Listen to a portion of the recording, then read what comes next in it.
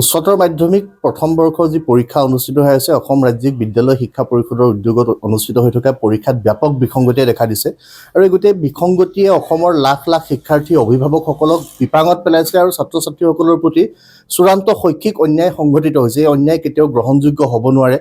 এই অসম ৰাজ্যিক বিদ্যালয় শিক্ষা পৰিষদ যি বৰ্ডখনৰ নাম কিছুদিনৰ আগতে সলনি হ'ল, কিন্তু বিদ্যালয়ৰ এই যি বৰ্ড, এই বৰ্ডৰ কোনো সংস্কাৰ সাধন হোৱা আমাৰ পৰিলক্ষিত হোৱা নাই আৰু এই গোটেই বিষয়সমূহে ছাত্ৰ ছাত্ৰীসকলক সদায় বিপাঙত পেলাই থাকিব। এই কথা কেতিয়াও গ্ৰহণযোগ্য হ'ব নাই। ছাত্ৰ সন্থাই আমি বিষয়টোত গভীৰ উদ্বিগ্নতা প্ৰকাশ কৰিছোঁ আৰু বিদ্যালয় শিক্ষা পৰিষদ আৰু অসমৰ শিক্ষা বিভাগক আমি ধিক্কাৰ দিছোঁ।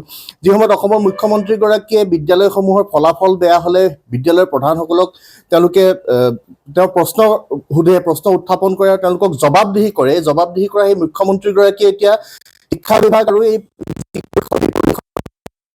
জবাবদিহি কৰিব পাৰিব নে নোৱাৰিব, সেই কথাটো আটাইতকৈ ডাঙৰ প্ৰশ্ন হৈ পৰিছে। আৰু যিহেতু প্ৰত্যেক বছৰে এনেকুৱা পৰীক্ষা অনুষ্ঠিত হ'লে এনেকুৱা ধৰণৰ বিসংগতি হৈ আহিছে, এই বৰ্ষত এই পৰিষদখনে পৰীক্ষা অনুষ্ঠিত কৰোঁতে এবাৰ ফাদিল হোৱা প্ৰশ্ন কাকতে তেওঁলোকে পৰীক্ষা অনুষ্ঠিত কৰিছে, তাৰ পৰৱৰ্তী পৰ্যায়ত তেওঁলোকে সমগ্ৰ বাকী থকা পৰীক্ষাসমূহ বাতিল কৰিছে, যাৰ ফলত ছাত্ৰ ছাত্ৰীসকলে চূড়ান্ত মানসিক অশান্তিত ভুগিব লগা হৈছে। এই কথাটোৱে ছাত্ৰ ছাত্ৰীসকলক প্ৰভাৱিত কৰিছে আৰু প্ৰভাৱিত কৰা কথাক সদৌ অসম ছাত্ৰ সন্থাই কেতিয়াও গ্ৰহণ নকৰে। আমি সহ্য নকৰোঁ। আমি শিক্ষা বিভাগ আৰু বিদ্যালয় শিক্ষা পৰিষদক আমি সকীয়াই দিছোঁ, আহিব লগা দিনত যেনে এনেকুৱা ধৰণৰ ঘটনা সংঘটিত নহয়।